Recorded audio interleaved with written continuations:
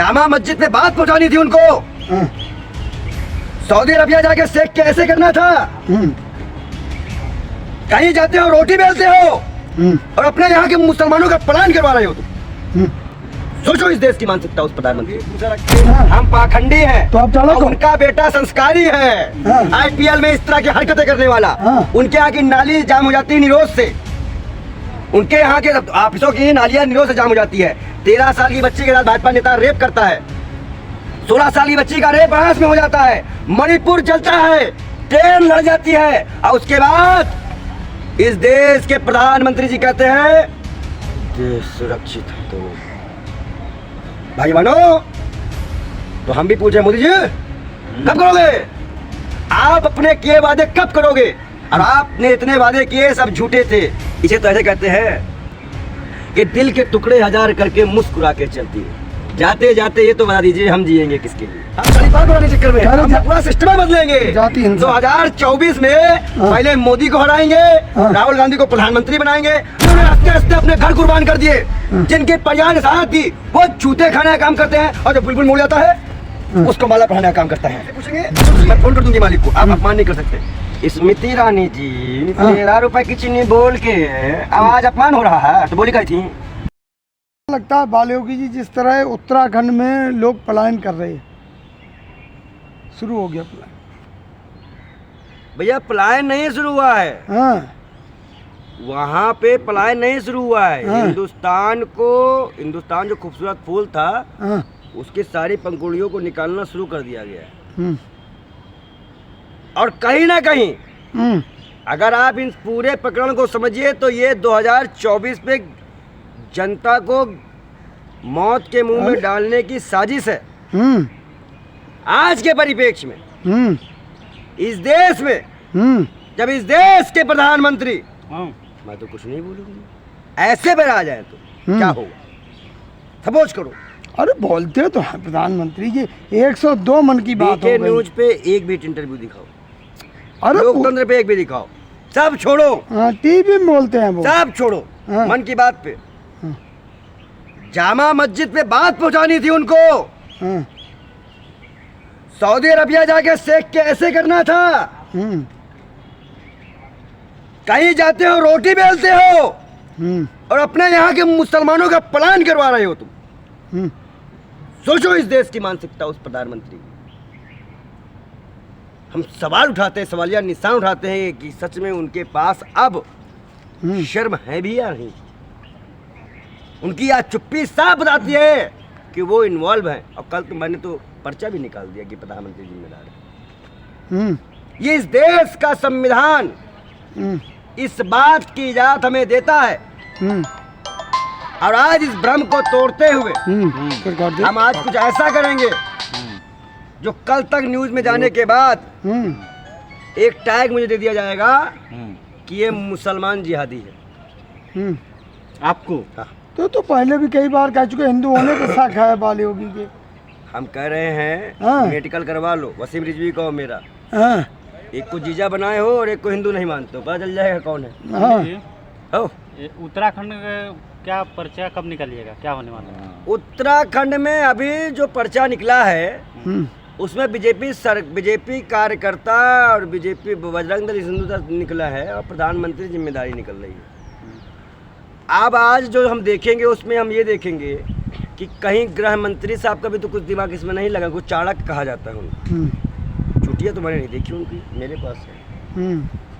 चाणक्य की इतनी बड़ी चुटिया थी। पाखंडी होगा काम। अच्छा, ये तो दो चाणक्य पाखंडी थे। नहीं चाणक्य नहीं थे। नहीं, मतलब अमित शाह के चाणक्य के लिए, अमित शाह को चाणक्य कहलवाने के लिए आपको कह रहा हूँ इन्होंने चाणक्य को तो नहीं माने आप। अच्छा, अमित शाह के बाद चुटिया है।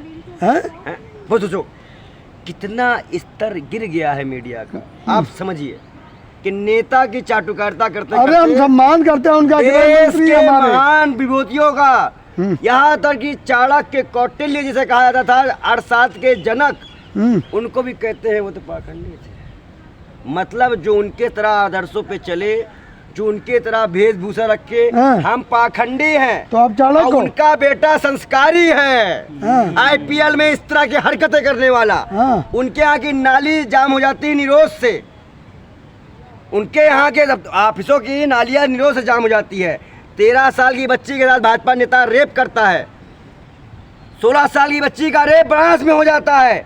मणिपुर जलता है, ट्रेन लड़ जाती है, और उसके बाद इस देश के प्रधानमंत्री जी कहते हैं देश सुरक्षित है। तो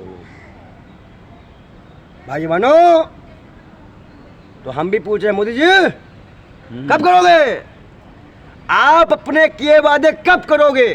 और आपने इतने वादे किए सब झूठे थे। इसे तो ऐसे कहते हैं कि दिल के टुकड़े हजार करके मुस्कुरा के चलती है। जाते जाते ये तो बता दीजिए हम जिएंगे किसके लिए? कहाँ जा रहे हैं? ये हालात है। तो अभी मोदी जी थोड़ा ना जा रहे हो, तो यहीं पे हैं। कहाँ है? क्यों 2024 में फिर बन रहे प्रधानमंत्री? तुम कब दिख रहे हैं? प्रधानमंत्री बनने की बात कर रहे हैं। मणिपुर वाले मसले में दिखे हैं? हम्म?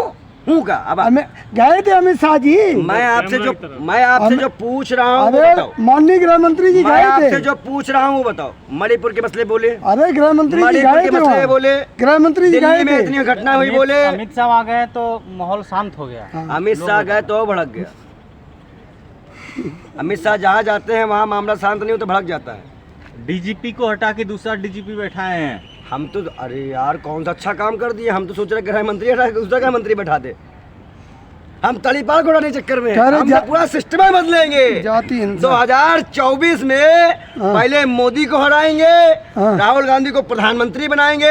आप सोचिए, हाँ, इन भाजपा नेताओं की गंदी मानसिकता देखिए। हाँ। अशोक गहलोत और राहुल गांधी जूते खाने का काम करते हैं, जिन्होंने इतनी बड़ी यात्रा निकाली, जिन्होंने हंसते हंसते अपने घर कुर्बान कर दिए, जिनके परिवार ने साथ दी, वो जूते खाने का काम करते हैं। और जो बुलबुल मुड़ जाता है उसको माला पहनाने का काम करता है। सोचिए, बुलबुल मुड़ने वाले का स्वागत। और जो देश में बुलबुल मुड़ता है ऐसे ऐसे देखिए, वैसे बुलबुल ऐसे ऐसे। ये बुलबुल है उसका। हाँ। ऐसे से उड़ के जा भाग गया। स्वागत किससे होता है? स्वागत हाँ। स्वागत तो रजनीगंधा से किया जाता है आज के बीजेपी वालों का। हाँ। रजनीगंधा स्वागत होता है। और इसीलिए तो फिर नाली भी तो जाम हो रही है ना आजकल खूब। बड़ी खिल्ली उड़ाते हो। कौन? हाँ, और कौन? अरे तो भैया ये बताओ, जब स्मृति ईरानी जी को अमेठी गई बेचारी, वो कहती क्या है? क्या? ऐसे नहीं कर सकते आप। ऐसे पूछेंगे मैं फोन कर दूंगी मालिक को। आप अपमान नहीं कर सकते। स्मृति ईरानी जी 13 रुपए की चीनी बोल के आवाज अपमान हो रहा है, तो बोली कही थी जब इनकी सरकार नहीं थी वही पास्को का एक्ट का ये समर्थन करती थी। आज विरोध क्यों कर रही हो? ब्रिजभूषण ने फोन किया है क्या? दीदी बचा लो। और ये क्या ही मानसिकता होगी? आप सोचिए, बीजेपी कार्यकर्ता हमारी बहन है, हमें बड़ी शर्म आई, हम उनसे हाथ जोड़कर निवेदन माफ़ी चाहेंगे। वो कह रही थी क्या मैं सुंदर नहीं हूँ? वो चाहते तो मेरे साथ मुझे नहीं रह सकते थे, और लोगों को नहीं कर सकते थे। क्या बीजेपी के महिला कार्यकर्ताओं को ये यातनाएं झेलनी पड़ रही है? क्या उस महिला ने इस बहाने ये बताने की कोशिश की मेरे साथ क्या अत्याचार हो रहा है? सभी बीजेपी की महिलाओं से हम मीटिंग करेंगे दिल्ली के एक हाल लेके, और सभी को लेकर सुप्रीम कोर्ट के जज से मिलकर मोदी के खिलाफ फिर केस करेंगे। बीजेपी महिला इसका करिएगा मीटिंग? क्यों नहीं करेंगे भाई? वही तो बता रही है ना कि उनको क्या करना पड़ता है। उन महिला ने ये नहीं कहा, उस महिला का व्यंग मत लो, उसने सच्चाई बताई है। वो डर रही है, इसीलिए वो व्यंग के माध्यम से अपने हालातों को व्यक्त कर रही है। जब मनुष्य डरता है तो वो हंसी मजाक के माध्यम से किसी को बताता है। जब आदमी डर जाता है तो कहता नहीं हेल्प, तो वो हेल्प मांग रही है कि हमें भाजपा की गुलामी से बचाओ, हमारा परिवार खतरे में है, घुमाओ मत, जनता को गुमराह मत करो। उन्होंने जो कुछ कहा तुम कुछ घुमा रहे हो। 2 करोड़। अब तो ब्रिजभूषण को भी क्लीन चिट मिल गई। एक काम करो, साथ में पूछोगे तो ज़्यादा टाइम लग जाएगा। एक लूंगा। 2 करोड़ रोजगार में हमने बखलाया था, पक्का मकान देने के बाद हमने किया था। अरे रोजगार मेला लगा हुआ है। कहाँ पे? अभी यहीं दिल्ली में लगा हुआ रोजगार जितने मेला। बाल तुम्हारे यहाँ सफेद हो गए, हाँ। रोजगार गायब हो गए। रोजगार मेला लगा हुआ कहाँ है? देखो दिल्ली में लगा, यूपी में लगा, तो उससे पहले काहे कब मेला लगा? रोजगार मेला। अच्छा सर बताओ, इन्वॉल्वमेंट कितने की है यहाँ पे?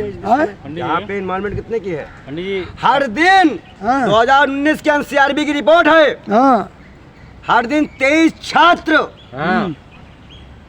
और 16 बेरोजगार लड़के फांसी लगा रहे हैं। एनसीआरबी की रिपोर्ट है, जाकर देख के आओ। जो संबित पात्रा ने बोला था एक आईटी रोज खुलती है, वो गलत है? कौन वो बोला संबित पात्रा ने। संबित पात्रा से बोलो, पैखाने को आईटी समझते हो क्या? जो शौचालय का उद्घाटन IIT उसको क्या आईटी समझते हो क्या? जो पैखाना बना के स्वच्छ भारत की उसको एम समझते हो क्या? असल में इनकी सोच ही पैखाने तक है, शौचालय तक है। तो शौचालय इनकी सोच जनता कितनी परेशान हो रही थी शौचालय की वजह से, कितना मतलब जब से मोदी आए, जब से सरकार नहीं बनी थी। ये बोल रहे हैं कि स्मृति ईरानी को मत बोलिए, आपके मालिक को भी फोन चला जाएगा। कौन? महाकाल को फोन करें। आपका मालिक महाकाल, हमारे मालिक महाकाल, उनको फोन करें। वहाँ भी फोन। राहुल गांधी नहीं है, मतलब आप कह रहे हैं कि वो स्मृति ईरानी भगवान महाकाल से बात कर लेंगे, कुछ भी हो सकता है। जब पाखंडी बाबा हनुमान रावण से बात कर सकते हैं, तो स्मृति ईरानी जी महाकाल से बात कर सकते हैं। कुछ भी हो सकता है। पत्रकार कुछ भी कर दो, कह देना कुछ दिन में कि वो दुर्गा आता है, उनके पूरे पढ़ो। अरे ये बताओगे? अब तो ब्रिजभूषण को भी क्लीन चिट मिल गई, आरोपी सिद्ध नहीं कर पाए। भैया इस देश का यही दुर्भाग्य है कि देश के लिए खिताब लाने वाली महिलाओं का अपमान करने वाले सांसद को छूट दी गई, और कहीं ना कहीं इसका विरोध और उनके आंसू एक एक करके इनसे बदला लिया जाएगा। सभी महिला खिलाड़ियों ने फिर धरना देने की बात कही है, उनको नौकरी से हटाने की धमकी दी जा रही है। 1 महीने तक तो मुझे प्रेशर में रखा गया। 1 महीने तक मैं जो है 15 दिन ध्यान में निकल गया था, डर की वजह से। धमकी आई आपको? पहले पाखंडवाद को खत्म करना था, उसके बाद वहीं में था तो मुझे फोन आता है कि उछल मत, तीन शरीर का पूरा हिस्से में 3 पार्ट कर देंगे। मैंने कहा अच्छा भैया 3 पार्ट हो रहा है। तो ये बीजेपी की पुरानी मानसिकता रहती है। ब्रिजभूषण के मामले में आपका पर्चा क्या कहता है, कब निकलेगा उसका पर्चा? ब्रिजभूषण जी का पर्चा तो हम पहले निकाले हैं, बस वक्त आने दीजिए, उनको भी बहुत जल्दी जेल की हवा खिलाएंगे हम। वो जेल जाएंगे। क्या है पर्चा में, क्या है? जेल जाएंगे। आज ब्रिजभूषण जी ने मीडिया में बोला है कि हम कैसरगंज से चुनाव लड़ेंगे। आज बोला है उन्होंने, सुबह ही चुनाव फिर लड़ेंगे कैसरगंज से, सांसद बनेंगे दोबारा फिर 7वीं बार। बताओ, कोई नई बात बताने आए हो क्या? ऐसा डर रहे हो? सारे अपराधी बीजेपी चुनाव लड़ते हैं।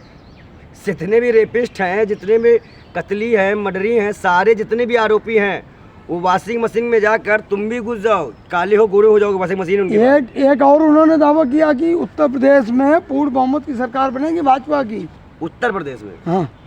तो अभी क्या बनाए हो फिर?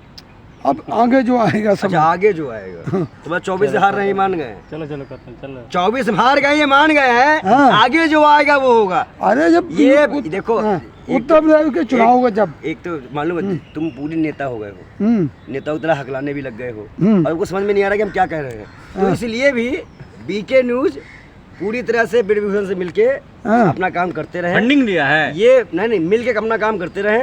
हम बेटियों के साथ मिलके उनको न्याय दिलाने का काम करेंगे। और ब्रिजभूषण सिंह, जितने दिन तुम्हें जो काम करना हो कर लो, फिर तुम्हारे पास एक ही काम रहेगा। क्या? सलाखे गिनना। चलो सलाखे गिनना? जेएन की सलाखे। ये भैया कह रहा कि मानसिक संतुलन खराब हो गया। किसका? बालयोगी का। मेरा? वो भैया कह रहा था। अरे भैया ठीक है, हमारा तो मानसिक संतुलन खराब है, क्योंकि हम लवड़ को और कुछ नहीं बोलेंगे, लवड़ ही बोलेंगे। हमें A+B का होल स्क्वायर आता है, और हमें ये भी आता है कि 12वीं पास करके आदमी जो है BA करता है, इंटर में नहीं जाता है। और हमें ये भी पता है, कि 13 रुपए किलो चीनी नहीं मिल सकती, क्योंकि चीनी तो सारी स्मृति ईरानी घर में जा रही है। नहीं तो चाय बना, उससे नाले से नहीं बनाते हो? कौन? तुम?